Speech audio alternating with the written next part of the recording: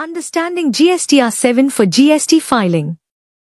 GSTR 7 is a monthly return filed by persons who are required to deduct tax at source, TDS, under the Goods and Services Tax, GST, regime. Key features of GSTR 7. 1. For tax deductors. GSTR 7 is specifically for taxpayers who are required to deduct TDS under GST. These include government agencies, local authorities, and certain specified persons. 2. Monthly filing. Tax deductors are required to file GSTR 7 on a monthly basis. The due date for filing GSTR 7 is typically the 10th of the following month. 3. Details of TDS deducted.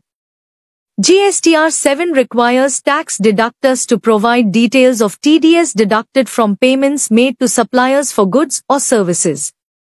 4. Supplier-wise details.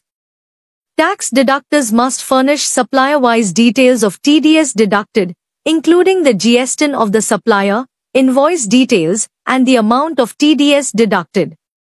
5. Details of TDS liability. GSTR 7 also requires tax deductors to declare the total amount of TDS liability for the month. 6. Verification and declaration. Tax deductors verify the correctness of the details provided in GSTR 7 and make a declaration regarding the accuracy of the information furnished. Key sections in GSTR 7.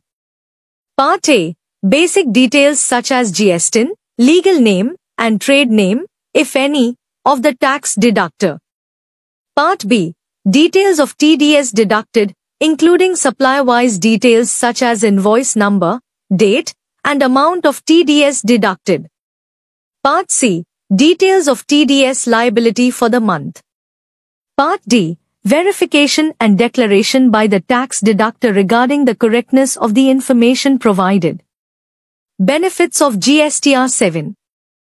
Ensures TDS compliance, helps tax deductors comply with their TDS obligations under GST by accurately reporting TDS deducted from payments made to suppliers. Transparency and accountability. Promotes transparency and accountability in the TDS process by providing a mechanism for reporting and verification of TDS deductions.